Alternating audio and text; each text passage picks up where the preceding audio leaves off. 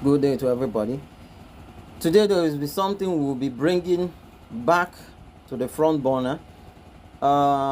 This is an issue in Igbo Okrika. We spoke about the Igbo people of Okrika last month. We were talking about how they are being degraded because of their Igbo language. They are being neglected in Okrika local government area of River State. Today we'll be going back to that issue because most of the youth are still complaining that the government has not done anything about their situation. They have not seen electricity in Ukujiago for close to 30 years now, and the youths are complaining about this bitterly. They are begging on well-meaning individuals who can come to their assistance to come and help them to get electricity to their community. We'll see some of their comments here, like this one. I want to ask a very simple question. Is Ukujiago still part of Okrika? If your answer is yes, please explain to us how. And if your answer is no, please explain to us now. This is an indigene of Ukujiago asking the rest of Okrika people if Ukujiago is still part of Okrika or they've been chased out of the local government. This is an indigene speaking here, a young man. Another indigene here, this time is an Ijaw person in Okrika there. The woman is saying to him, for me, those people, that is Ukujiago, they are Igbo people. That is to say they are not part of Okrika. But I put it to this young woman who has said this, that the Ukujiago people are actually the aboriginal Okrika people from the very beginning. If you go to Okrika local government, there are people who are called the kingmakers, the people who enthrone the new kings. It is the Ukujiago people who enthrone their kings in Okrika. That is to tell you that the aboriginal sons of the soil.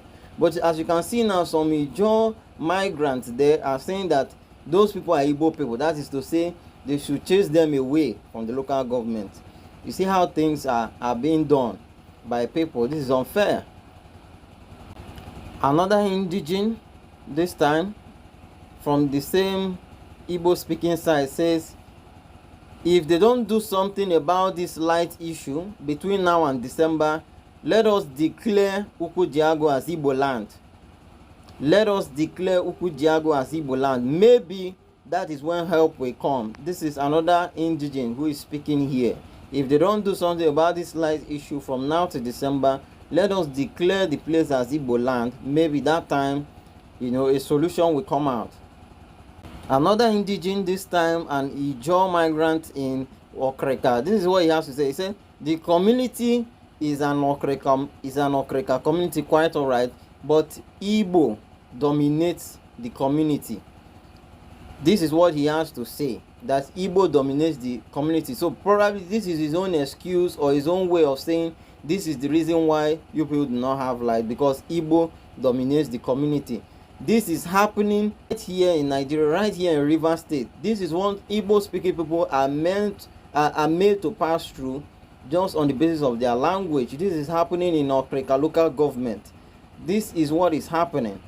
Another Ijaw migrant of Okrika has to say, he said those people like Igbo dialect past their Okrika dialect. This is what he's saying. Those Ukujiago people like Igbo dialect more than their Okrika dialect. Now so bia bia, you go to hear from them. That is to say they are always speaking bia bia. So this is one reason why the Ukujiago people don't have light, is because those people are always speaking bia bia bia. This is what an Ijaw migrant of Okrika has to say about the issue. This is happening right here among us. We call ourselves one, but this is what we are seeing. Let Ukujiago be Ikwere, let them join Ikwere.